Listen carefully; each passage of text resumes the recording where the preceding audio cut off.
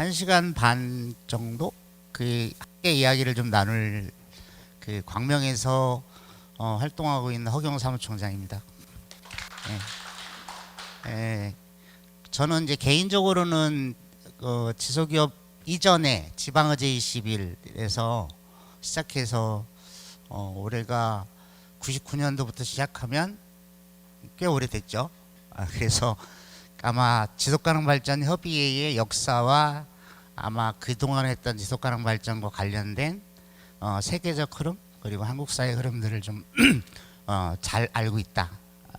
나름. 그래서 오늘은 여기 있는 17개의 지속가능발전 목표의 강론의 강의를 하려고 하는 게 아니고 그 지난번에 잠깐 부탁해 주셨던 것처럼 저희가 지속가능발전협의회가 도대체 뭐 하는 조직인지 그리고 여기 갖고 있는 역사적 맥락에서 지속가능발전협의회의 정체성은 도대체 어떤 건지 이런 거를 함께 나눠보려고 하고요.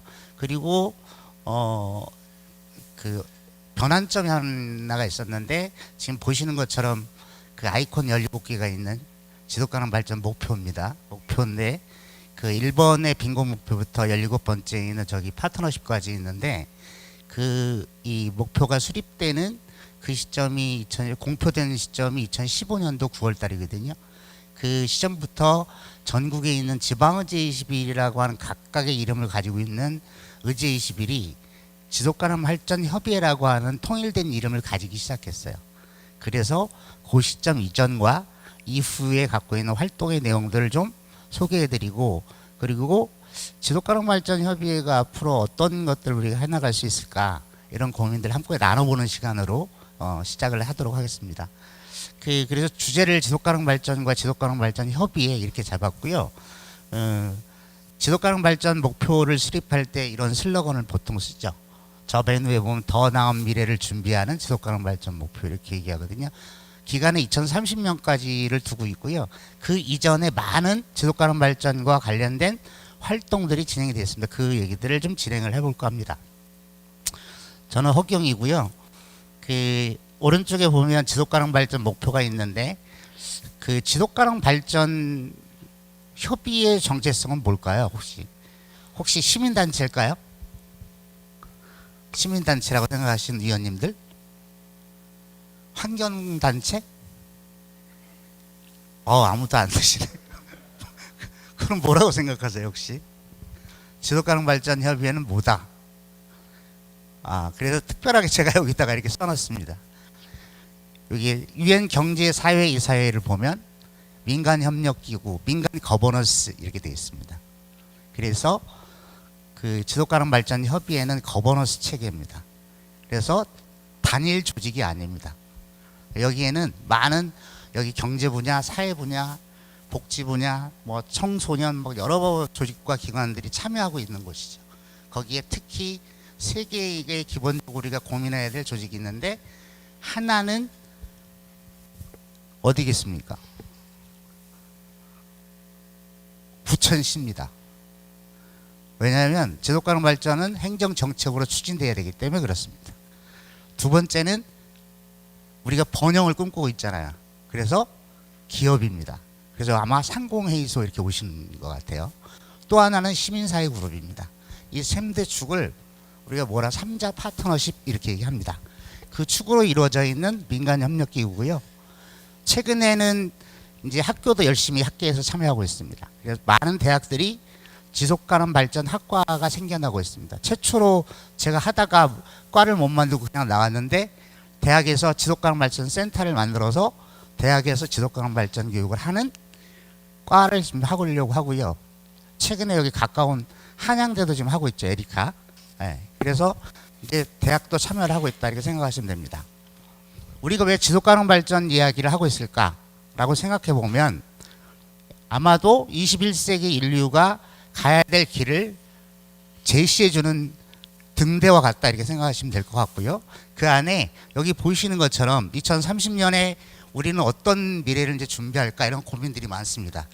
이미 사회는 급격하게 변혁의 시대로 가고 있고 4차 혁명으로 진입하고 있고 많은 사회가 바뀌고 있죠.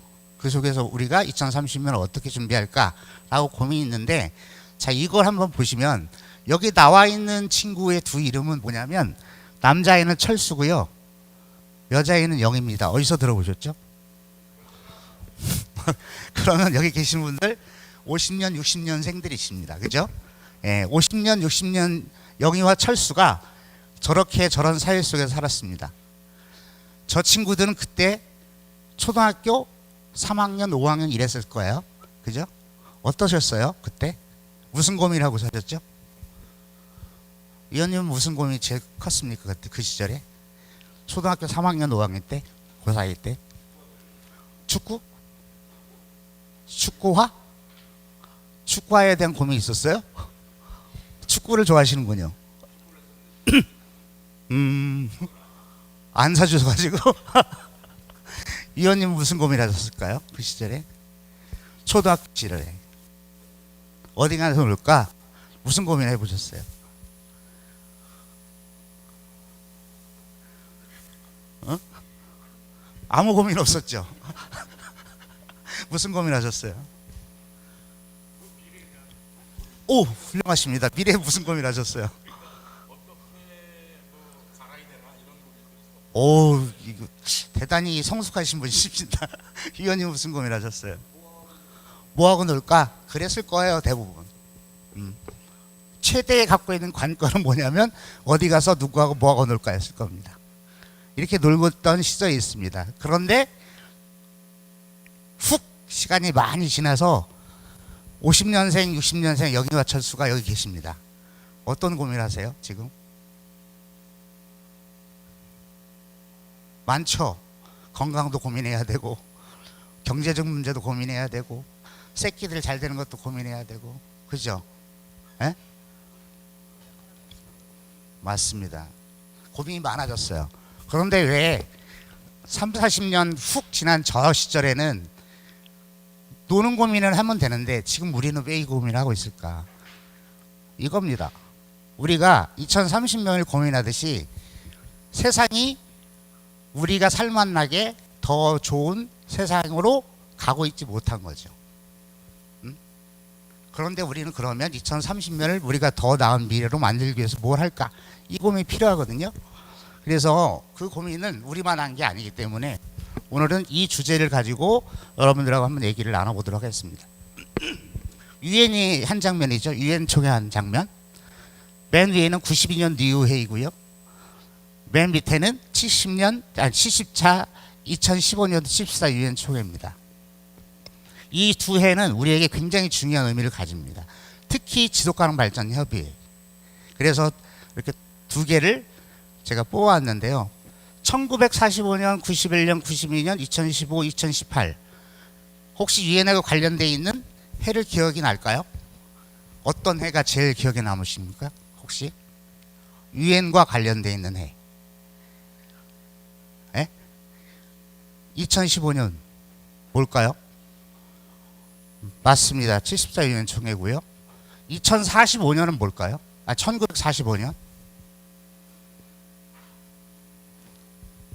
1945년. 우리나라는 굉장히 큰 의미가 있었죠. 에? 해방이었죠. 우리나라가 해방된 그 해에 1945년에 유엔이 창립됐습니다. 유엔이 창립한 해가 1945년입니다. 그리고 1991년 뭘까요? 우리나라와 유엔하고 깊은 관계가 있습니다. 뭐겠습니까? 남북이 동시에 유엔에 가입한 해입니다. 1992년은 지속가능 발전 협의회가 탄생한 배경이 됐던 해입니다. 그래서 92년이 리우 회의가 굉장히 중요합니다. 지속가능 발전 개념을 담은 환경과 개발에 관한 회의가 브라질 리우에서 있었습니다. 그래서 그 역사가 맥락이 저희하고 굉장히 긴밀하게 연결되어 있다. 이렇게 이해하셔야 됩니다. 70차 유엔 총회는 지속가능 발전 17개 목표가 공표된 해입니다. 그 시점이 두 기점으로 92년도와 2015년도가 저에게 굉장히 중요한 해이기 때문에 우리를 이해하는데 매우 중요하다. 그래서 그런 관점에서 좀 얘기를 나눠볼까 합니다. 92년대 지속가능 발전이라고 하는 거를 뭘 했냐? 1945년도에 유엔이 창립되고 유엔이 갖고 있는 최초의 자연과 관련된 민간 조직이 생기기 시작하고, 그 다음에 인구 문제가 되게 심각해서 인구 기구가 생기고, 그 다음에 주거 문제 심각하고 주거에 관련된 것, 노동에 관련된 것, 인권에 관련된 국제 기구들이 막 생겨나기 시작했어요. 그래서 인류 사회가 갖고 있는 많은 고민들을 이 유엔의 총회 때 논의하기 시작했죠. 그래서 1945년도부터 쭉 점검해오고 1987년도에 우리가 지금 얘기하는 지속가능 발전이라는 용어를 처음으로 공표한 우리의 공동의 미래라는 보고서가 있습니다.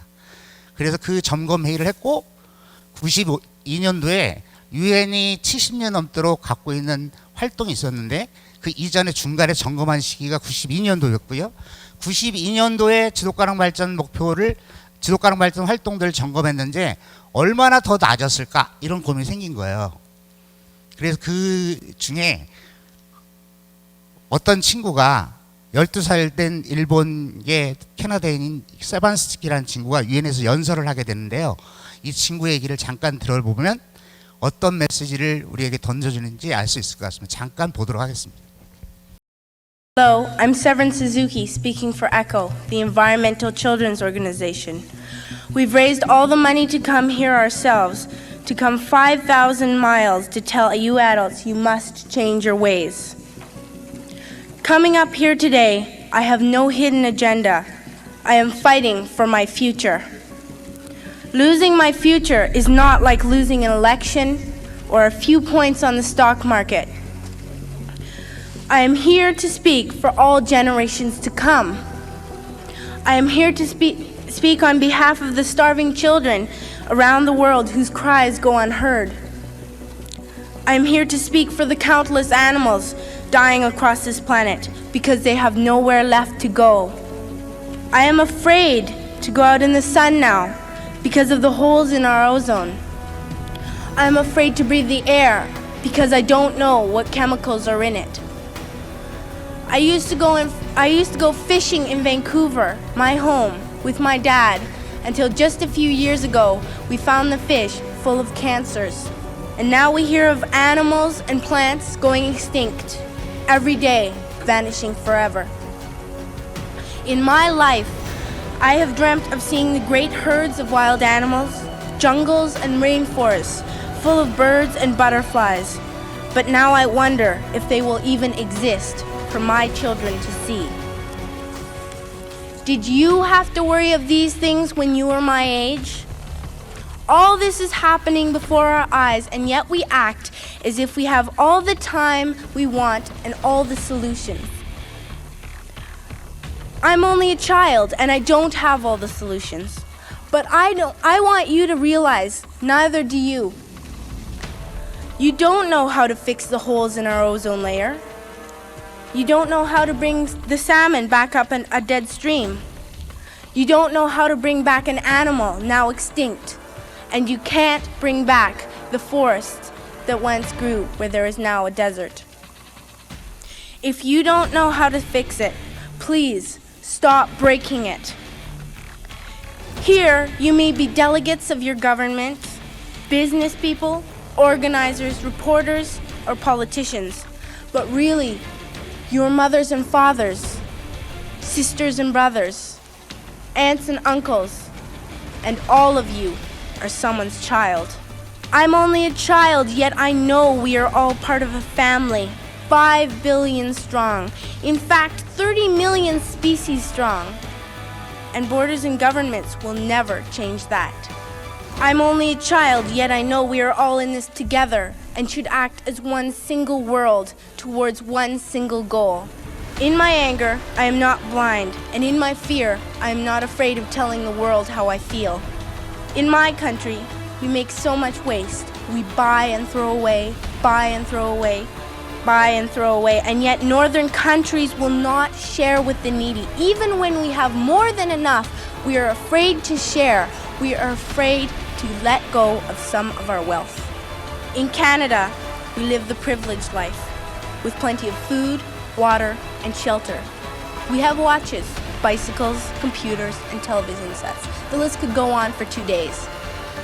2 days ago here in Brazil, we were shocked when we spent time with some children living on the streets. This is what one child told us. "I wish I was rich. And if I were, I would give all the street children food, clothes, medicines, shelter, and love and affection. If a child on the streets who has nothing is willing to share, why are we who have everything still so greedy?" I can't stop thinking that these are children my own age, that it makes a tremendous difference where you are born.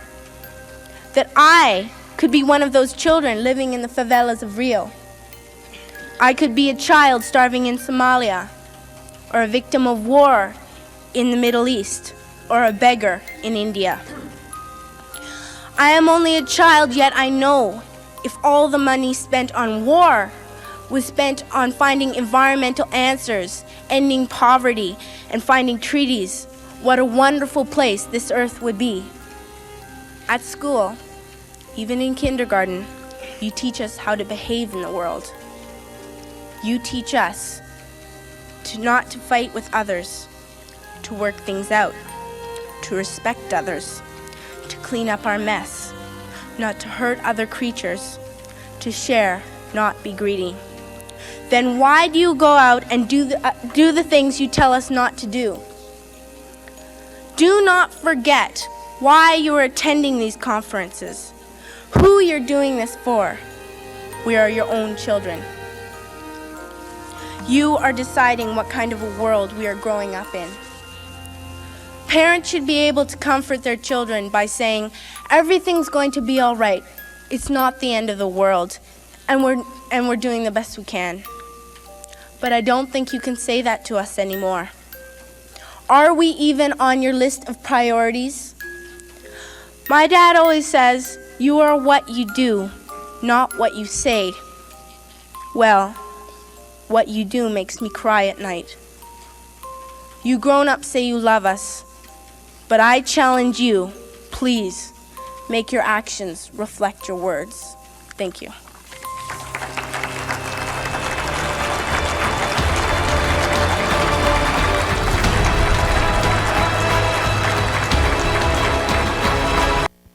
잘 보셨어요? 예. 12살인데 가슴을 찌르는 메시지가 꽤 있죠. 이 얘기를 왜 92년도에 했을까? 이렇게 생각을 해보면 여기서 얘기하고 있는 얘기의 대부분의 얘기들은 우리가 지금 하려고 하는 얘기의 지속가능 발전이라고 하는 가치를 전달하고 있는 겁니다. 잘 들여다보면. 근데 그 얘기 중에 뭐가 있었을까 이렇게 한번 고민을 나눠보시면 바라고요.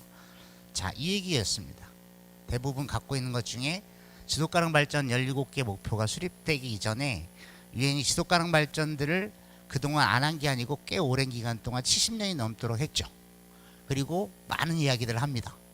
그런데 저 친구의 맨 마지막 멘트에 뭐가 있냐면 이런 게 있습니다. 중간에 보면 그동안 1945년도에 유엔이 창립되고 빈곤 문제, 자연환경 문제, 인구 문제 이런 것들을 고민하면서 매번 뭐를 했냐면 약속만 합니다.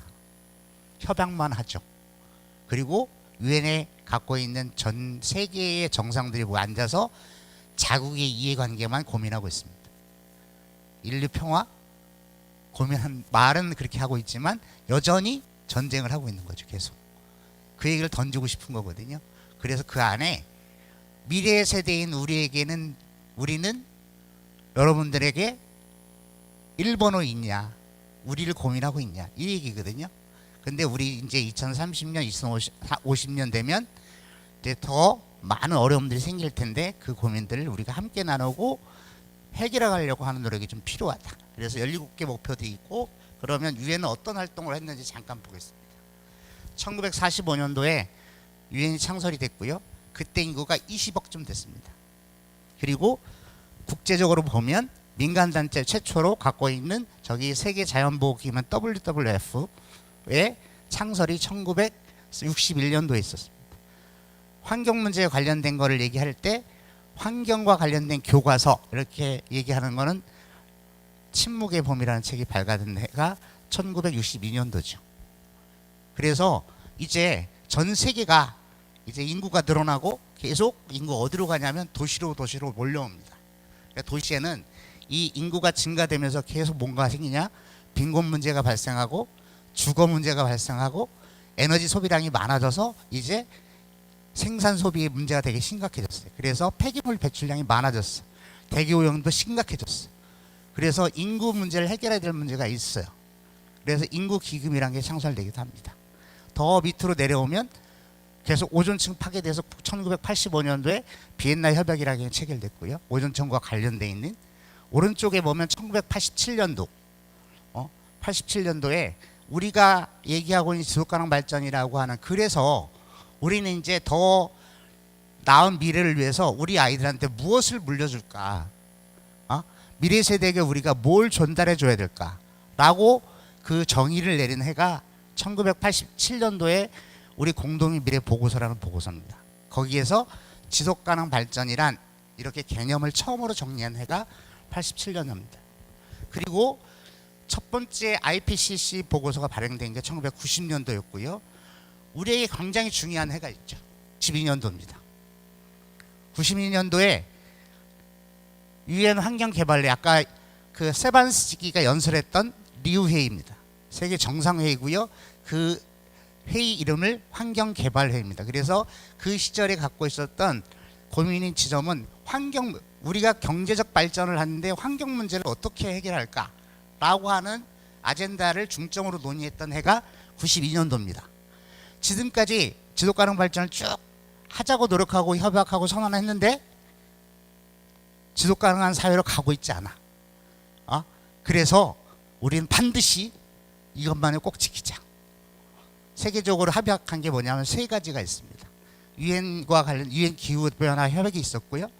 그 다음에 전 세계에 살아가고 있는 호모사피엔스인 인류까지 포함해서 한 종 포함해서 약 1,400만 종이 있다는데 그 1,400만 종이 매년 30%씩 멸종하고 있습니다. 대표적으로 갖고 있는 멸종, 지금까지 역사를 보면 멸종하고 있는 종 중에 가장 빠르게 멸종한 종이 뭐냐면 몸집이 큰 애입니다. 대표적인 뭐가 있죠? 공룡. 그죠? 그 다음이 누구냐? 인류입니다. 그래서 두 번째가 뭐냐면 생물 다양성을 보존해야 된다. 생물 다양성을 증진시켜야 된다. 그래서 생물 다양성 협약을 했습니다. 그리고 이 생물들이 살아갈 터전이 어디냐? 그 생물이 서식하고 살아갈 터전은 어디냐면 산림입니다. 모든 생태의 기반이 되는 건 산림이기 때문에 산림을 보존해야 된다.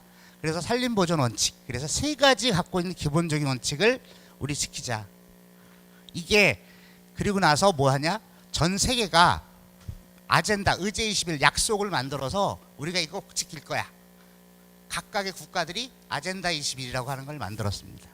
그때 탄생했던 게 우리가 갖고 있는 지방의제 21입니다. 한국 사회는 95년도부터 민간 주도형으로 의제 21이라는 것을 만들기 시작했어요. 예전에 여기 부천 의제 21이었어요. 그래서 지금은 지속가능 발전 협의회로 명칭이 바뀌어 있지만, 그래서 그 시절에 했어. 그리고 나서 국가에도 계속 아젠다를 만들고 발표하고 지속가능 발전을 위한 지방의제 21, 국가의제 21들이 이제 계획들이 수립해서 발표됩니다. 그게 92년도다. 그래서 우리에게 굉장히 중요한 우리의 아젠다 21이 지방의제 21을 만들게 하고 그 조직이 탄생시킨 92년도 이렇게 이해하시면 됩니다. 그때는 지방의제 21이라고 하는 활동들을 중심으로 활동을 했어요. 그리고 뭐를 했냐? 자, 인류 사회에서 가장 중요하게 해결할 게 뭘까? 그 중에서 특히 그게 뭐냐면 가난입니다. 그래서 빈곤 문제 해결해야 된다. 그래서 빈곤이라고 하는 목표를 화두에 두고 만들어진 목표가 새천년 개발 목표입니다. 2000년도에 만들어졌습니다. 그래서 2012년까지 쭉 이게 이어져 오고요. 그래서 전 세계에서 이 시절에 갖고 있었던 빈곤 인구가 10억쯤 됐습니다. 10억. 그래서 그 인구를 줄이는데 굉장히 노력을 해서 9억 이하로 줄이고 이렇게 해서 성과를 냈다고 해요. 여기서 얘기하는 빈곤, 절대적 빈곤층은 뭘 말하냐면 우리가 지금 얘기하는 평가하고 있는 절대적 빈곤층의 평가 지표는 뭐냐면 하루에 1.25달러로 살아가는 사람들을 말하는 겁니다. 통계치를 낼 때 그렇게 냅니다. 전 세계에서 하루에 1.25달러. 그럼 대충 환율로 계산해 보시면 아시겠죠? 1,500원? 좀 되겠죠, 그죠? 그 사람이 10억 명이 넘습니다. 지금은 어떻게 됐냐? 코로나가 발생한 이후에 2년 후에 이제 13억이 됐습니다. 다시 빈곤으로 돌아갔어요. 그 인구가. 그 중에서 대표적으로 아이들이 제일 많습니다. 아이들이, 가난한 나라의 아이들이 대부분 다 이제 노동의 일터로 다 가서 일을 합니다. 이게 지금 우리 사회의 모습입니다. 그래서 새천년 개발 목표를 2000년부터 진행을 했고 추진하고 점검했어요. 그래서 2002년도에 세계 정상회의 때 92년 리우 회의 때 진행했던 지속가능 발전이라고 하는 우리가 약속한 기본적인 세 가지 원칙 관련돼서 점검했죠. 그래서 점검회의가 2002년도에 세계 지속가능 발전 세계 정상회의입니다. 그리고 그 이후에 점검하고 2000년도에서 2012년까지 또 10년이 지나서 2012년도에 세계 정상회의를 다시 했어요. 그래서 지속가능 발전과 관련된 우리의 인류사회 활동들이, 전 세계 활동들이 얼마만큼 실효성이 있고 그 목표를 달성하고 있는지를 점검했어요. 여전히 안 되고 있죠. 그래서 2012년부터 2015년까지 3년간 전 세계 석학과 전 세계에 갖고 있는 기구들, 노동기구, 인권기구, 그 다음에 통계학자들, 생태학자들 이런 분들이 모여서 3년간 각각 갖고 있는 인류사회가 갖고 있는 문제들을 다 분석하고 그걸 가지고 세부적이고 구체적인 목표로 수립한 게 지속가능 발전 목표입니다. 그래서 2015년 9월 달에 지속가능 발전 목표를 공표했어요. 그래서 유엔 회원국 193개국이 모두 동의해서 합의하고 각 국가별로 지속가능 발전 목표를 수립하고 이행하고 있어요. 그리고 이 이행하고 있는 것은 잘 되고 있는지 아닌지는 이제 고입국 포럼이라고 하는 정상 포럼이 4년마다 열리는데 그 4년마다 각각의 나라들이 지속가능 각각 목표들이 어떻게 추진되고 있는지 현황을 발표하고 점검하는 회의를 합니다. 대통령이 가서. 그래서 우리도 그 해가 언제 하면 15년이었는데 어떻게 됐냐? 아까 2018년도라고 하는 그 맨 두 번째 장에 연도수가 있었을 텐데 그게 한국이 세운 지속가능 발전 목표 세운 해입니다. 왜? 2015년도에 70차 유엔 총회 때 우리 지속가능 발전 열심히 하겠습니다. 잘 세워서 하고 수립을 못하고 있다가 이제 고위급 포럼에 가서 발표를 해야 되잖아요. 그래서 부랴부랴 2018년도에 한국 목표를 수립했습니다. 그리고 나서 자 보시는 것처럼 파리의 기후 당사국 총회가 있었어요. 당사국 총회가 있었는데 12월 달에 당사국 총회가 있었고요. 자 지속가능 발전과 관련돼서 그 목표를 잘 점검해서 들여다보면 7개가 있고요. 첫 번째가 빈곤 목표입니다. 전 세계 13억 정도 되는 빈곤 인구 중에 1.25달러 살아가는 절대적 빈곤층을 가감하게 줄여야 된다. 2030년까지 이 땅에서 빈곤은 퇴치하겠다라고 하는 게 유엔의 각오입니다. 그런데 두 번째 목표가 뭐냐면 식량 문제입니다. 식량이 굉장히 심각해지고 있고요. 한국 사회도 식량 문제가 심각합니다. 우리 자급률 22%밖에 안 됩니다. 쌀만 82%예요. 다 수입하죠. 그리고 지금 다 곡물값이 천정부지로 올라서 거의 2배 이상 올랐습니다. 앞으로 가면 갈수록 더 하겠죠. 이렇게 될 거예요. 그래서 이게 선진국에서 식량 문제가 되게 심각하다 얘기하고 있지만 실제로 가난한 나라 가보면 전 세계 매년마다 3,000명에서 5,000명 이상이 5세 이하 어린이 굶어서 사망합니다. 그 문제를 해결해야 될 문제가 있고요. 우리나라도 남한이 포함됩니다. 북한이. 이렇게 돼 있어요. 그래서 그 빈곤 문제와 식량 문제를 해결해야 되는데 자, 그 다음에 건강 문제가 있어요. 요즘 바이러스 때문에 그렇잖아요. 이제 바이러스 코로나는 그냥 감기처럼 생각하고 사시면 된다. 앞으로는 더 심해질 거다. 자, 지금 제가 얘기하는 세 가지만 얘기했는데 그 문제를 얘기하는데 이 빈곤 문제와 식량 문제와 건강 문제를 지대하게 영향을 미치는 한 가지가 있습니다. 그게 뭐냐면 기후변화 문제입니다. 예? 기후변화 문제는 어떤 문제를 발생시키냐? 기후변화가 결국 지구를 수분의 증발량이 많아지면 지구의 땅이 건조해지죠. 그러면 식량 재배지가 사라집니다. 그리고 계속 질병이 창궐합니다. 그래서 이모작 하는데 수확이 잘 안 돼. 이런 경우가 이제 빈번하게 일어나는 거거든요. 그리고 질병 문제는 바이러스 문제잖아요. 이제 땅에 균열이 생기기 시작하고 땅 속에 있던 혐기성 바이러스 박테리아들이 이제 대기 중으로 올라옵니다. 그래서 질병이 계속 더 지금보다 많이 다양하게 활성할 거예요. 그래서 인간의 삶에 가장 지대하게 영향을 미치는, 복합적으로 영향을 미치는 문제가 기후 문제이기 때문에 지금 우리가 기후변화 관련된 협약에서 2050년까지 2도시로 줄입시다. 2도시 지금 속도로 가면 2도시 못 줄이니 2도시에 멈춥시다. 이렇게 얘기하고 있는데 지금 멈추지 않으면 2050년 2도시에 절대로 못 도달한다. 그래서 지금 줄여야 된다. 그래서 1.5도시 얘기한 합의된 내용이 저기 보면 파리 12월 달에 있었던 기후변화 당사국 총회입니다. 이게 관련이 깊습니다. 그래서 지속가능 발전을 지금 2015년부터 이제 굉장히 구체적으로 전 세계가 진행합니다. 가장 아시아에서 가장 잘하는 나라는 어디겠습니까? 어디일까요? 아시아에서 가장 잘하는 나라? 싱가포르? 어딜 것 같아요? 최근에 혹시 일본에 가보신 분 계세요? 일본에 가시면 유심히 잘 보시면 버스 손잡이, 버스의 홍보판 이런 거 다 뭐냐면 지속가능 발전으로 도배되어 있습니다. 학교에서도 계속 그런 걸 가르치고 있고요. 그리고 지속가능 발전 추진 단장이 총리입니다. 우리는 위원회가 하죠. 그냥. 그리고 중국이 잘합니다. 중국은 10대 대학 안에 박사 교수로 이루어진 수많은 연구진들이 포함된 센터가 있습니다. 그래서 지속가능 발전을 직접 가르치기도 하고 연구합니다. 그리고 시진핑이 갖고 있는 장기 집권 프로젝트에 그 지속가능 발전 목표들이 들어가 있습니다. 이렇게 열심히 합니다.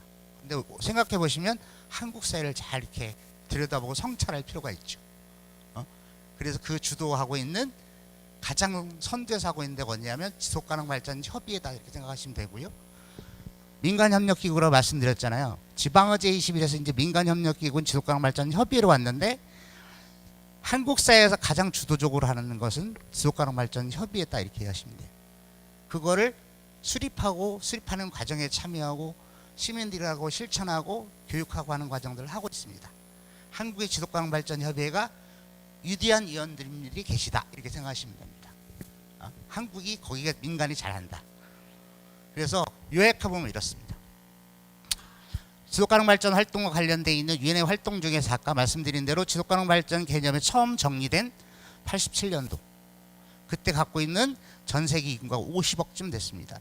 유엔이 창설된 해 45년도가 20억이었잖아요. 몇 배로 늘었습니다, 인구가. 그래서 발생되는 문제, 인구 문제 때문에 식량 문제 발생하죠. 폐기물 문제 발생하죠. 에너지 문제 발생하죠. 거주지 없어가지고 문제가 되죠. 산업도 되게 이제 심각해지고 있죠. 이 문제를 해결하기 위한 과제들을 던지고 그 아젠다를 만드는 과정에 갖고 있는 우리의 그런 미래를 향해서 우리가 어떻게 할 거냐. 지금 세대가 2030년, 2050년도 어떻게 살 거냐. 그 고민을 담은 보고서가 우리 공동의 미래 보고서입니다. 거기에 지속가능 발전이라고 하는 개념을 정리했고요. 아까 말씀드렸듯이 92년도에 지방의제 21이 출범되는 배경이 됐던 92년 니우 회의에 갖고 있는 가장 중요한 것 중 하나가 각각의 나라들이 의제 21을 채택하자. 그래서 각각이 이 약속은 꼭 지키자. 그래서 기본계획 수립하고 이걸 하자 라고 했습니다. 그리고 그 세 가지 기본 원칙, 기변화 협약, 생물 다양성 보존 협약, 산림 보존 원칙, 이거를 꼭 지키자. 그래서 아까 제가 서두에 지속가능 발전 협의의 정체성은 도대체 뭐냐, 시민단체냐 환경단체야 이렇게 물어본 이유가 있습니다. 어떤 분들은 여기가 환경단체라고 생각하세요. 왜 그러냐면 저기 보시면 92년도에 출발한 이 시를 갖고 있는 대부분의 활동의 계획들은 여기서 출발하죠. 그래서 그 활동들을 중점적으로 했던 90년도 하반기, 2000년도 초반기 때가 환경 문제에 관련된 활동들이 주류를 이뤘어요. 그러다 보니 여기가 환경단체처럼 보여. 그러니까 환경단체라고 생각해요. 그런데 민간이 주로 하잖아요. 행정보다는. 그러니 시민단체 같아. 그래서 시민단체야, 환경단체야. 그래서 그때 너네 정체성은 뭐냐 그래서 제가 색깔이 뭐야 이렇게 물어보잖아요. 회색이야. 흑색도 백색도 아니야. 그게 지소기업의 정체성입니다. 그래서 그 시절에 많이 활동을 했고요. 그렇게 해서 아젠다를 발표하기도 하고 지속가능 발전을 계속 활동들을 했는데 도대체 지속가능 발전이 뭐야 이해가 안 돼. 그래서 이 점검회의 했던 2002년도 10년 차 되는 해에 이제 전 세계에 갖고 있는 인류에 살고 있는 시민들 교육이 필요하다. 그래서 지속가능 발전 10년 프로젝트가 진행이 됐습니다. 한국에서는 주도적으로 유네스코가 하고 있고요. 그런데 잘 들여다보면 지소기업에서 그때 지방의제 21이죠. 부천의제 21이 지소기업 위원들이 굉장히 열심히 교육을 했어요. 그게 지금 말하고 있는 세계 시민교육의 출발점이 여기입니다. 우리 세계 시민교육 많이 하시잖아요. 그죠? 여기부터 시작됐다. 그래서 그때 갖고 있는 것 중에 우리가 이제 지방의제 21에서 지방행동 21을 촉구한 거. 지방에서 우리 액션하자. 그래서 그때 지방의제 21 할 때 갖고 있는 슬로건을 내건 슬로건이 뭐냐면 생각은 지구적으로 하고 액션은 지방에서 한다. 우리 동네에서. 이게 갖고 있는 그걸 촉구한 거예요. 행동을 촉구한 해입니다. 그리고 2012년이 지난 MDG가 종료된 그 시점 이후에 이제 3년간의 연구를 통해서 2015년 이렇게 지속가능 발전 목표가 탄생하게 된 거죠. 거기에 나왔던 직역을 해보면 미래세대 얘기죠. 결국 지속가능 발전은 미래세대 얘기입니다. 지금의 세대들이 2030년, 2050년에 어떤 미래를 맞이할 건지를 누가 준비해야 되냐? 우리가 준비해야 된다 라고 하는 거죠. 그 얘기를 하고 있습니다. 그래서 지속가능 발전과 관련돼서 의제 21에 들어가 있던 전문은 한 40개 장으로 있고요. 그 중에 사회경제 분야, 여기 지금 사회경제 분야 계시죠? 들어있고 자원과 자원 보존과 관리를 어떻게 할 거냐. 특히 가장 중요한 건 여기에 참여하는 그룹들입니다. 이 참여한 그룹들이 지금 지속가능 발전 협의회도 마찬가지로 여기 참여해서 활동하는 그룹들을 어떤 고민이 필요하냐면 주요 그룹들을 참여시켜야 돼. 그분들의 역량을 강화시켜야 돼. 이게 굉장히 중요합니다. 예를 들면 여기 하고 계신 것 중에 여성의 역할을 강화하는 것, 청년의 역할을 강화하는 것 이렇게 있습니다. 그래서 주요 그룹의 역량을 강화시켜야 된다. 이 그룹을 통해서 뭘 한다? 지방의제 21을 추구한다. 그래서 95년도부터 한국 사회에 지방의제 21이 탄생하기 시작합니다. 서울의제, 부산의제, 안산의제, 광명, 부천, 시흥 이렇게 쭉 생기기 시작했어요. 그게 지금의 갖고 있는 지속가능 발전의 전신의 모습입니다. 예, 이렇게 이해하시면 됩니다. 그래서 그 주요 그룹들을 뭘 고민해야 된다? 지속가능하고 평등한 발전을 위해서는 전 세계 여성의 역량을 강화하고 활동을 장려해야 돼요. 반은 여성이거든요. 두 번째, 아동과 청소년입니다. 결국 지속가능 발전은 지금의 세대, 지금의 미래 세대를 고민해야 된다. 그러면 그들의 갖고 있는 주체적으로 활동할 수 있도록 역할을 강화시켜야 되는데 그게 아동 청소년 문제입니다. 세 번째가 여기 살고 있는 원주민 문제입니다. 예? 여기 살았던 원주민들이 그들이 갖고 있는 이 지역의 역사를 누구보다 잘 알고 있기 때문에 이분들을 역량을 강화하는 것, 그 다음에 지금처럼 시민사회 주도용어로 했다고 말씀드렸잖아요. 그래서 시민들의 NGO들의 역할을 강화시켜서 그분들이 사회적으로 역할을 할 수 있도록 하는 것. 그리고 중요한 부분, 의제 22 실천 누가 한다? 계획을 수립하면 그걸 집행하는 기구는 행정입니다. 지방정부가 그래서 반드시 참여해야 되죠. 예? 여기 와서 여기 회의에 누가 와야 된다? 관련된 부서가 와야 된다. 예? 부서가 참여해야 된다. 그 다음에 노동자와 노동조합의 역할을 강화시켜야 됩니다. 우리 사회에서 갖고 있는 소외계층 중에 한 부분이기 때문에 그렇습니다. 지속가능 발전과 관련된 목표를 2015년도에 수립할 때 슬로건으로 제시한 게 누구도 소외시키지 않은 지속가능 발전입니다. 예? 그리고 기업체, 산업체 굉장히 중요하죠. 요즘 ESG 하잖아요. ESG. 그 중에 핵심은 뭐냐면 거기에 가버넌스도 있지만 E가 굉장히 중요해서 환경 문제. 그 문제를 해결해야 될 기업체와 산업체가 있습니다. 그 다음에 과학기술, 이걸 뒷받침해주고 과학적으로 논리적으로 정리해줄 필요가 있죠. 그리고 특히 우리가 갖고 있는 식량 문제를 가장 먼저 해결해줄 때가 농민이죠. 농민. 그래서 농민의 역할을 장려시키고 강화시키는 게 굉장히 중요합니다. 지금은 이게 9개의 그룹입니다. 이게 지방의제21이 갖고 있는 의제21을 함께 합시다 라고 합의하고 발표한 그 해의 얘기고요. 지금은 거기에 플러스해서 장애인도 들어가고요. 그 다음에 최근에 많이 하고 있는 동물보호단체도 있고 그렇습니다. 그래서 지금은 14개 그룹이 주요 그룹으로 참여하고 있습니다. 이거는 나중에 지속가능발전 협의회가 활동하시면서 그 그룹들을 참여시키는데 굉장히 열심히 노력을 하셔야 됩니다. 그래야 여기 안에 다양한 그룹들에 대한 생각과 다양성을 보장하고 그분들이 합의해내서 지속가능발전과 관련돼 있는 부천의 이행계획을 수립하고 이행할 수 있는 거죠. 그래서 그런 관점에서 보셔야 되고요. 자, 그러면 지난 2015년도에 지속가능 발전 목표가 수립됐다는데 그러면 그 이전에는 어떻게 했을까? 그래서 갖고 있는 서부 지역이 갖고 있는 지속가능 발전 목표를 중심으로 해서 2011년부터 2015년까지 기록을 한번 정리해 봤는데요. 이거는 전국에 있는 14개 광역 자치단체에 해당되는 거고요. 전체가 5년간의 전체에 보니까 2,354개의 갖고 있는 지속가능 발전과 관련된 활동과 사업들이 진행되고 있었고요. 서부과만 따로 뽑아봤습니다. 서부과. 2015년부터 2011년부터 15년까지 주로 뭘 했냐? 보시는 것처럼 저 위에 보시면 교육, 평화, 조례를 만든다든가 인권 문제를 담당한다든가 그 다음에 교육을 열심히 했죠. 그 다음에 육상 생태계 관련된 활동들, 그 다음에 도시의 안전과 관련된 거, 교통이나 이런 거 관련된 걸 주로 했는데 여기 지금 경제사회분과위원회 계시잖아요. 여기 보면 취약한 부분이 있습니다. 뭐냐면 빈곤 문제 해결하는 방법, 국민들, 그 다음에 건강과 복지 문제, 그 다음에 특히 성평등 문제. 예? 지금 갖고 있는 것 중에 지속가능 발전 딱 이렇게 그냥 3가지 키워드 얘기하면 하나는 경제발전과 관련돼서 사회적 불평등이 가장 심화되고 있기 때문에 그 문제를 해결해야 될 문제가 있는 거죠. 특히 남녀 간의 불평등 문제가 굉장히 심각하죠. 전 세계적으로. 그 다음에 일자리 문제, 그 다음에 지금 다가올 이제 진입해서 우리가 그 안에 들어가서 이제 활동하고 있는데 경제활동을 4차 혁명과 관련된 문제, 이게 포함되어 있습니다. 이제 더 나가야 할 부분이 있죠.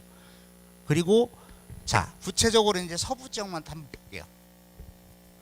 서부 지역입니다. 저기 보면 과천, 광명, 군포, 김포, 부천, 시흥, 안산, 안양 쭉 있죠. 의왕까지. 이렇게 했는데 갖고 있는 활동 중에서 제일 집중되어 있는 거 뭘까 보면 역시 마찬가지로 여기 13번의 교육의 SDG 목표 중에 4번째 목표인 교육 목표에 집중해 있습니다. 2011년부터 15년까지. 그 시대는 지속가능 발전과 관련된 사회적 인식을 높이는 게 굉장히 중요했기 때문에 그렇다고 보여지고요. 여기 보시면 교통과 관련된 거 집중되어 있죠. 문화유산도 있고요. 그 다음에 또 하나 볼까요?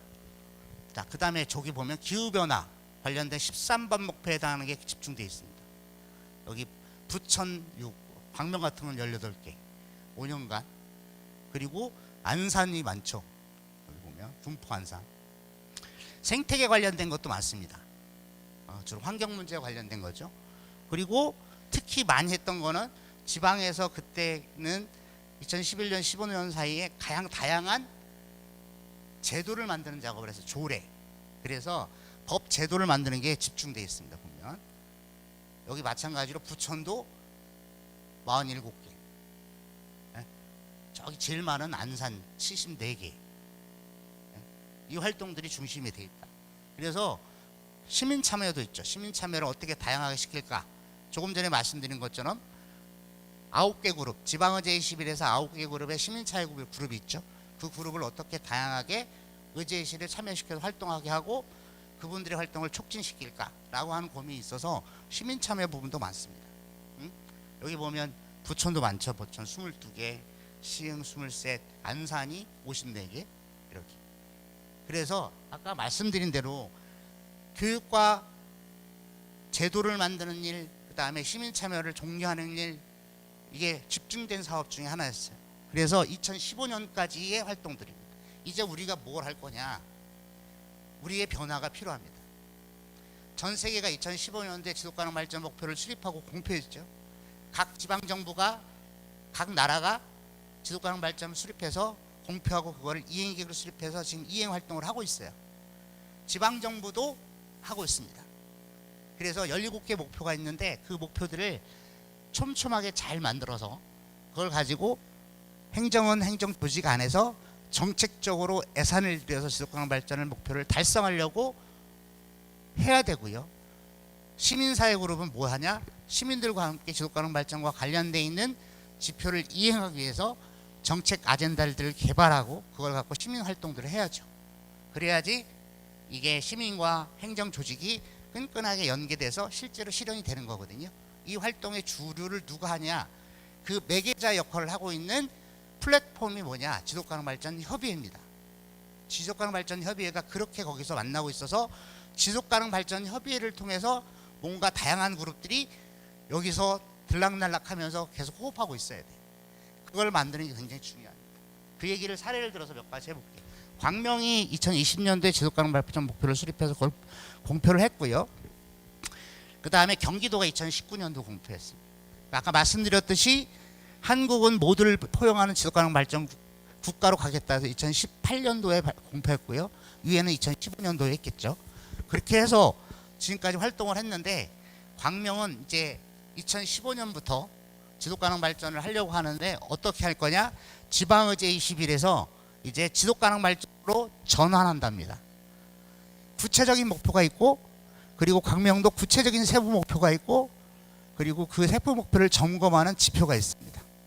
그 활동들을 행정은 매년 2년마다 한 번씩 각각의 부서들이 어떻게 이 목표를 달성하고 있는지 점검하는 걸 하고요. 그리고 안 되면 그거를 촉진시키는 거를 서로가 이제 얘기하겠죠.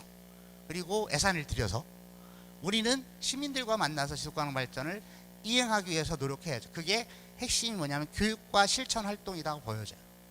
지속가능 발전 협의회가 그거를 해야죠. 이제 지속가능 발전 협의회는 시민들과 만나면서 계속 지속가능 발전을 전파하고 그분들이 생활 속에서 지속가능 발전이 실현될 수 있도록 하는 게 굉장히 중요합니다. 그래서 그 활동으로 전환하려고 했고요. 지방의제 21이라는 시절에 아까 제가 세 가지의 가장 키워드가 있었다. 기후변화 문제, 그 다음에 생물 다양성 문제, 그 다음에 살림을 보존하고 지키는 문제. 지방의제 시집의 핵심적인 키워드였다. 그래서 환경단체스럽게 해야 된다라고 해서 한 게 있고요. 그래서 첫 번째 했던 게 저희가 다녀오셨 몇 분 계신데 광명에 있는 금개오리가 서식하는 그 양서류 보호종인 양서류를 지키기 위한 활동들이 있어요. 저렇게 생겼던 곳입니다. 저수지고요. 저렇게 주차 공간이 있고 나중에 이게 이제 점점 시간이 2001년도에 금개오리가 발견되고 계속 2003년쯤 돼서 10분의 1로 개체수가 줄고 이제 멸종의 단계로 들어갔거든요. 그 계획을 수립해서 논의해서 2009년도에 생태공원을 시켰습니다. 지금의 모습이고요. 그게 저희 목표 중에 지속가능 발전 그 지방의제 20이라고 할 때 세웠던 목표 중에 안터 저수지를 생태공원화하는 게 목표가 들어가 있었습니다. 그게 민관이 공동으로 공표한 목표 중에 하나였습니다. 그래서 지금은 광명의 3경으로 시민들이 1년에 10만 명 이상이 왔다 갑니다. 생태공원이 돼 있어 지금 활동을 하고 있고요. 이렇게 돼 있습니다. 저렇게 돼 있던 위에 있는 공간이 저렇게 조감도에 있는 것처럼 조성이 새로 된 형태의 지속가능 발전 목표 활동이고요. 여기 안에는 환경 분야에 해당되어 있는 시민들이 다 거기 모여서 논의하고 제도 만들고 저기를 보존지구로 지정하려고 환경부하고 경기도하고 협의해내는 과정을 거쳐서 10년이 걸려서 지속가능 발전과 관련된 목표 하나를 달성한, 이게 그렇죠. 이게 갖고 있는 목표 중에 하나였습니다. 두 번째, 아마 저기 우리 회장님이나 국장님 다녀오셨을 텐데 그때 누가 있어서 내가 이걸 안 보여줬는데, 문화교육위원회가 있습니다. 분과위원회. 문화교육분과위원회는 지역에 있는 역사 문화를 도시개발되면 사라지기 때문에 그걸 기록하고 남기기 위한 작업들을 하는 과정이었고요. 그 중에서 광명에 갔다 오셨겠지만 동굴이 있죠. 광명동굴은 우리가 갖고 있는 뼈아픈 아픔이 있는 곳입니다. 거기가 광산이었고요. 그 광산에서 징용도제실에 가서 채굴하면서 살았던 많은 분들이 지금 이제 많이 돌아가셨어요. 그분들이 여전히 살아계시기 때문에 그분들이 갖고 있는 그 시절의 기억들을 되살려서 뭘 만들었냐면 체록해서 도구노고개와 과학광산이라는 두 번째 광명의 오래된 미래라고 하는 책을 발견했습니다. 첫 번째가 광명 이야기고요. 원광명 얘기입니다. 그래서 그 얘기를 만들고 그랬더니 어느 날 갑자기 누군가 나타나셔서 시장이 되시더니 광명 과학광산 동굴 100년 스토리가 됐습니다. 자, 과학광산이 동굴 100년 스토리로 간 거죠. 그리고 나서 지금의 아픈 기억들은 어디로 가버리고 광명에서 유명하다는 동굴이 된 거죠. 이렇게 이거 체록해서 다 사진전하고 다 했거든요. 이 자료가 광명 동굴을 탄생시켰는데 지소겹이 위원들하고 시민들하고 활동한 활동 중에 가장 가슴에 아픔으로 남는 공간입니다. 여러분 생각하실 때는 광명 동굴 되게 화려해 보이시죠? 속 안에 들어가 보면 내용을 들여다보면 굉장히 아픔들이 많습니다. 그 공간이 지금 동굴이 됐다. 여기 문화교육분과위원회가 광명의 오래된 미래 사업을 한 3년 동안 체력해서 만든 도서입니다. 그래서 한번 기회가 되시면 보시고요. 또 하나는 사회복지위원회가 하는 사업 중에 이런 사업도 있습니다. 장애인 살 만나는 광명 만들기라고 하는 목표가 있었고요. 그 중에서 뭘 했냐면 콜택시, 택시하고 뭐 하냐면 특장차 관련된 확보 작업을 했어요. 그래서 여론조사, 설문조사하고 계속 이때가 몇 대였냐면 특장 차량이 3대가 있었죠. 저런 걸 말한 겁니다. 휠체어 장애인이 타고 갈 수 있는 차량. 이제는 법적으로 장애인 수만큼 해당되는 특장차를 구비해야 되거든요. 그때는 3대였어요. 지금은 26대가 운영되고 있고요. 그래서 뭐 하냐? 그때 교통약자 이동 지원센터라는 게 생겼습니다. 그래서 지원센터가 지금 운영되고 있어. 그게 광명의 희망카입니다. 요 사업들이 지금 진행됐던 사회복지분과위원회 사업이었고요. 또 하나는 광명에서 2008년도부터 기후변화 관련돼서 2007년도부터 온실가스 감축 목표를 세우고 2020년까지 온실가스 20% 감축 운동을 하겠다라고 하고 설정한 목표가 있습니다. 그걸 달성하기 노력하다가 안 되지 뭐하냐? 온실가스 핵심적인 문제가 에너지 문제죠. 그래서 2014년도에 광명에서 국제회의가 있었는데 그게 민주시민교육과 같은 국제포럼이 있었습니다. 그래서 그 회의 때 광명시민 다 모여라 그래가지고 아젠다 12개를 올려놓고 토론했습니다. 거기 안에 정치 문제가 있고 내가 시장이 되면 어떻게 하겠다 이런 거, 그 다음에 고령화 시대에 우리 어떻게 살아갈까 이런 얘기도 있었고요. 그래서 그 논의를 얹고 가장 시급한 아젠다가 뭐냐? 기후변화 문제, 에너지 문제였습니다. 그래서 2015년도에 7월 30일 전기를 더 이상 사용할 수 없게 되면 당신은 어떻게 대비하실 건가요? 이게 갖고 있는 논의의 주제였어요. 그래서 12개를 논의하고 2개를 선택한 겁니다. 이거를 가지고 뭘 했냐? 그 이후에 에너지 계획을 수립하기 위해서 에너지 시민기획단을 구성했어요. 2015년도에. 그리고 에너지 관련된 학습토하고 그 다음에 토요일마다 3주간 계속 아침부터 저녁까지 토론해서 이분들이 세운 계획입니다. 5대 전략이 있고요. 총 50개 과제가 있습니다. 그래서 비전이 청정에너지 자립도시인 광명 빛나는 광명을 만든다. 이건데 거기에 생산도시, 효율도시 이렇게 쭉 있고요. 그 안에 목표치가 있습니다. 전력 자립도 40.5%. 그리고 광명에서 신재생에너지 목표 28.7%를 반드시 달성해보자. 2030년까지. 저거 들어가는 돈 6,700억쯤 들어가더라. 그런데 어찌 됐을까요? 이제 몇 년 안 남았는데 2030년이면 반쯤 달성했을까요? 어떻게 됐을 것 같습니까? 온실가스량 계속 전력 자립도 더 줄지 않고요. 그리고 신재생에는 이제 만들어서 저희가 올리는데 태양광 발전 이제 6기 올렸습니다. 6기. 계속 줄지 않죠. 늘어나지 않죠. 목표치가. 그래서 도시개발이 되면 도시 에너지는 많이 쓰기 때문에 온실가스 배출량은 증가하고 있다 이렇게 보시면 됩니다. 그런데 왜 안 될까 생각해보면 지방정부 몫으로 하고 있기 때문에 그렇습니다. 이 갖고 있는 권한이 대부분 다 중앙정부가 가지고 있기 때문에. 그래서 지방에 예산과 정책을 세우면 예산을 지원해야 되잖아요. 안 하죠. 알아서 하시오 이렇게 돼버렸어요. 그래서 목표는 잘 시민들이 세웠는데 그거를 할 수가 없는 거야. 그래서 우리가 하려고 우선 과제를 정해보자 우리가. 그래서 한 게 뭐냐면 이렇게 이제 포럼도 하고 그래서 59개의 과제가 있는데 그 과제 중에서 우리가 탑 5를 뽑아보자. 그래서 델파이 작업을 2차례에 걸쳐서 하고요. 그리고 그 시민들이 모여서 탑 5를 뽑는 포럼을 했습니다. 결과가 어떻게 됐을까요? 이렇게 됐습니다. 첫 번째, 공공청사 건물 옥상 태양광 발전소를 설치해보자. 일단 공공청사부터 먼저 하라. 왜? 그래야지 시민들의 의지를 발동하니. 두 번째, 학교 태양광 발전 사업 하자. 제일 안 열린 곳이 학교니 거기도 해보자. 그리고 광명에서 텐텐텐이라고 하는 2013년부터 프로젝트를 진행해서 온실가스 텐텐텐이 그 10만 명 광명 시민 10만 명이 10년 동안 온실가스 10% 줄이기 운동을 한다가 텐텐텐이거든요. 그래서 10일 날 맨날 모여서 소득 행사를 해요. 그거 경진대 아파트별로 해보자. 13년도에 했으니까. 그리고 중요했던 것 중에 자, 에너지를 전담할 수 있는 독립부서를 만들자. 그래서 하고 에너지 센터 만든다. 시민들과 만나서 시민들을 지원해주고 도와주는 에너지 센터를 만들자. 그래서 이 중에서 이제 올라가기 시작하고요. 아파트 텐텐텐 아직 진행되는 경진대는 못 해봤고요. 그 다음에 학교 태양광 발전소 올리고 시작합니다. 근데 그리고 독립전담부서 광명에 기후 에너지과가 만들어져 있습니다. 그리고 지금 에너지 센터 있습니다. 기후 에너지 센터.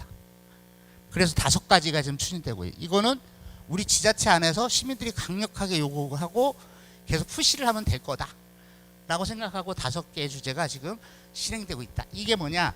저희 옛날 이름이 푸른 광명 21 실천협의회였어요. 지방의제 21.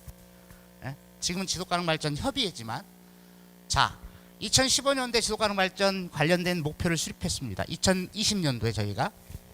그리고 나서 이제 광명에서 이런 사례들을 이제 진행을 하고 있는데 혹 부천이 지속가능 발전 목표 수립하고 여기 위원님들이 각 분과위원별로 갖고 있는 그 분과위원회 중요한 핵심적인 아젠다, 대표적인 아젠다를 뽑아서 활동하시면 좋겠다.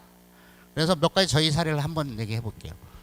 2019년도에 광명시 기본조례를 만들었죠. 그리고 나서 시민참여단이 구성되고 광명시민 450명 모여서 발대식을 진행합니다. 그리고 이제 관련된 내용들을 사전에 이해관계자 그룹 사전 워크숍이 있었습니다. 이해관계자 그룹이라고 하면 아까 말씀드린 대로 9개 주요 그룹 플러스해서 거기 5개 더 들어간 14개 그룹, 14개 그룹이 참여하는 워크숍이죠. 그래서 거기에 공무원도 포함됩니다. 각각에 있는 공무원이 부서에 갖고 있는 실무를 책임지고 있는 팀장급이 와서 38명이 참여했어요. 그리고 시민들하고 토론회하고 14개 목표 수립하고 그리고 나서 5대 전략이 있죠. 사람과 사람, 지구환경, 평화 파트너십, 그 다음에 번영 이렇게 돼 있는 5개 전략에 갖고 있는 논의를 거쳐서 저희가 쭉 하고 나서 부서별로 간담회도 하고요. 지표 때문에 서로 부서 간에 그 말다툼도 하고 사실은 왜냐하면 지표를 그러니까 하나의 부서만 있는 게 아니라 공동으로 지표를 해결해야 될 부서들이 생기거든요. 나중에 계획을 수립하면 그럼 서로 간에 갖고 있는 목표를 줄여야 되니, 그러니까 서로 이쪽 건 네가 가져가 막 이러다가 서로 막 말다툼도 하고 그러다 결국 나중에 합의를 해냈어요. 그리고 나서 이 목표를 발표합니다. 언제? 2020년도에. 그리고 지속가능 발전과 관련된 협약식을 하고요. 저희하고 광명시하고 시의회하고 이렇게 해서 지속가능 발전이 지금 추진되고 있습니다. 그래서 지금 올해가 2년차가 돼서 지속가능 발전 목표 설정했는데 거기에 각각이 갖고 있는 5년 단위의 이행 계획이 있습니다. 그 이행 계획 중에 2년 추진한 지금 점검을 하고 있는 시점이라서 아마 지금 점검 작업을 하고 있는데 올 하반기 때 되면 이행 보고서라는 게 발행이 될 겁니다. 이렇게 지금 진행하고 있고요. 거기 안에 아까 말씀드렸던 14그룹 참여가 굉장히 중요하다라고 말씀드리고요. 그래서 저희 목표는 이렇게 되어 있습니다. 그래서 17대 목표에 39개 세부 목표가 있고요. 이걸 점검하는 70개의 지표가 있습니다. 그래서 이거를 얼마큼 추진되는지 정도를 점검해야 되기 때문에 점검할 수 있는 평가 지표가 70개가 있어서 그걸 가지고 현재 평가를 하고 있습니다. 그래서 저희는 뭘 할 거냐? 지속가능 발전 목표를 수립했는데 이제 저기 보시면 광명시 지속가능 발전 목표 GM, SDG 생태계 구성을 하고 있습니다. 그래서 아까 얘기했던 14개 그룹에 해당되는 그룹들하고 기관단체들하고 생태계 체계를 구축해서 교육과 실전 활동을 하겠다라고 선언하고 그 작업을 하고 있습니다. 아직 다 구성을 못했습니다. 여기 지금 106개인가 이렇게 되거든요. 기관단체가. 그래서 그렇게 해서 지금 진행을 하고 있는 중이고요. 자, 여기 있는 위원회 지난번에 오셨을 때 조직에 대한 설명이 좀 하겠다 그래서 아까 말씀드린 공동회장님은 세 분입니다. 행정, 시민사회, 기업. 그래서 상공회의소 회장님이 기업 대표로 지금 현재 와 계시고요. 그리고 시장님이 공동회장입니다. 그리고 시민사회 대표, 시민단체 대표가 이렇게 해서 3자 파트너십을 이루고 있고요. 그리고 나서 밑에 운영위원회가 있는데 여기는 이해 관계자들, 아까 말씀드린 14개 그룹에 갖고 있는 대표들이 다 들어오십니다. 그래서 정책 심의하고 결정하는 것을 하고 있고요. 그게 시민실천위원회라고 하는 게 있습니다. 시민실천위원회는 현재 4개 구성되어 있습니다. 비슷한 유형이 있는 저기 보면 녹색경제분과위원회가 있죠. 그리고 지구환경을 담당하고는 지구환경분과위원회가 있고요. 삶의 질 분과위원회가 있고요. SDG 마을분과가 있습니다. 아까 이거는 원래 3개로 구성되어 있는 경제, 사회, 환경과 관련된 3개 분과위원회입니다. 그 중에서 이제 생각은 주구적으로 하고 실천은 마을에서 하자. 그래서 이제 마을 SDG 분과위원회가 만들어져서 마을에서 학교를 운영합니다. 그 작업을 잠깐 소개해드리고요. 그래서 분과위원회는 각 기관단체, 기업, 시민으로 구성되어 있고요. 그리고 실행 TF가 있습니다. 각 분과위원회. 그걸 기획하고 실행 계획을 짜고 그걸 가지고 어떻게 이걸 운영할 건지 전략을 수립하는 TF팀이 계시고요. 그리고 그 TF와 만나고 논의하고 있는 부서가 있는데 첫 번째 저희 갖고 있는 관련되어 있는 주요 부서는 정책기획과고요.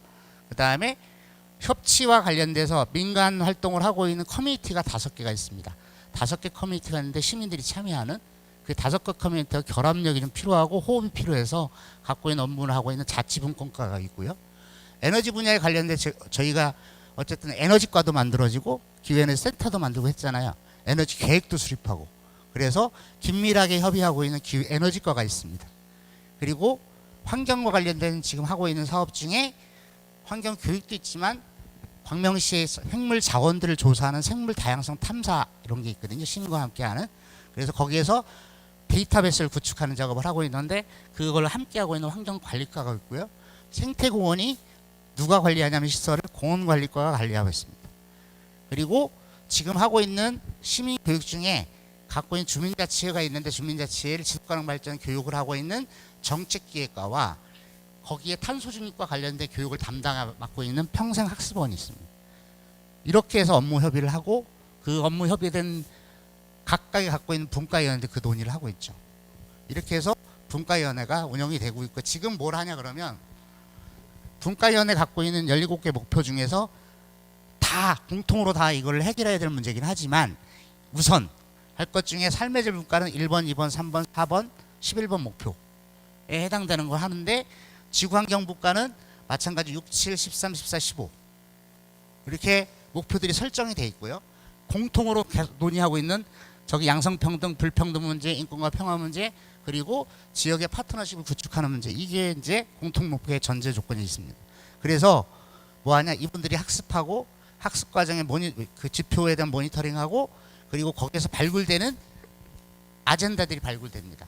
지표를 모니터링 하다 보면 이 지표가 우리의 지속가능 발전을 시민들과 실천하는데 적합하지 않아. 그럼 이 개선하는 작업을 하거든요. 그래서 다시 피드백하면 지표 점검해서 개선 작업과해서 다시 환류가 되는 이 시스템으로 지금 운영을 하고 있는 중이고요. 아직 완벽하게 잘 돌아가지는 않습니다. 여기 굉장히 많은 사람들이 살고 있기 때문에 여기 위원들이 126명쯤 있거든요. 그러니까 어마어마하죠. 그렇죠? 그래서 이렇게 하고 그 중심으로 이제 전략을 짜서 마을에서 합니다.